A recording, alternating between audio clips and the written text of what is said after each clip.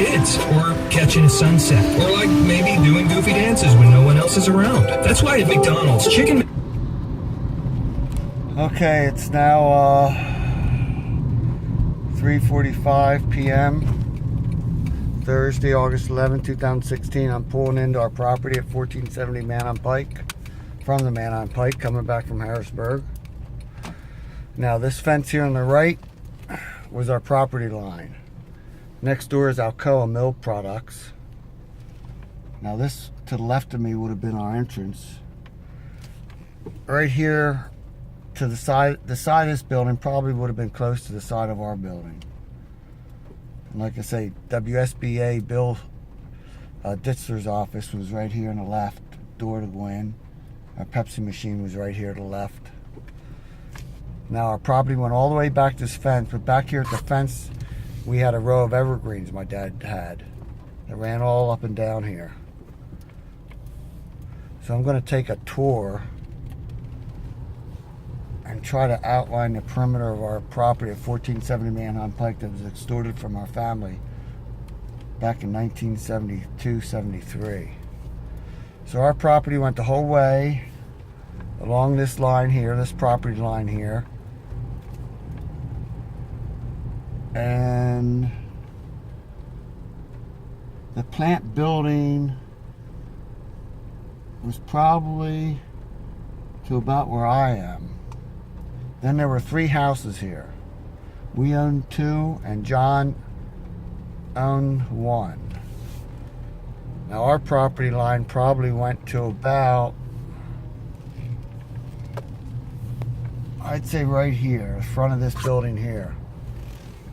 Now to the right of me is the light at Park City. So I'm going to turn around and go back down and go around the other side of the building. Now, like I say, my dad expanded and built 3 or 4 storefronts. And the last storefront was the bicycle shop that Harry Glaw owned. He rented from my dad. Now, I'd say the end of our plant, the storefronts was about here. Maybe this wall. And I was out here the other day. I think this brick curbing here is original from 72. When what they did was they eminent domain 10 feet. I think it was about 10 feet of our frontage here. So this turning lane wasn't here. Our property extended out probably beyond the white line there. And it caused a problem because it made it so hard for customers to get in and out of here. Now, first of all, we were never fairly compensated for the eminent domain. And second of all, Valley Palumbo was my mom's realtor. Now, he's my mom's cousin. He was also Jack Silverthorne's realtor. The property was never put up for sale. Now, Jack Silverthorne over there, that First National Bank, that was called the Silver Skillet. Jack owned that. Before that, it was called Dempsey's. Now, Jim Huber, the former county commissioner, owned it back then. So our property went the whole way down to here. Now, in 1973, the settlement was $140,000. Now, my dad had no debt. I'm thinking the property was worth at least $500,000. Probably even more than that. And like I say, they had triple net leases on it. And I kept telling my mom always wanted me to sit in the meetings. I kept telling her, why don't we rent it out?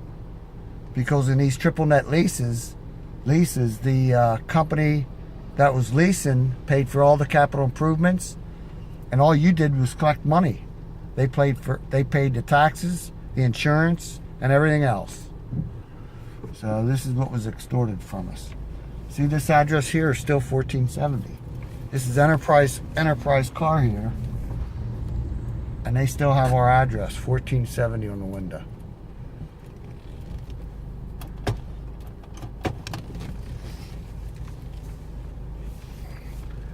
So the courts are going to have to settle this.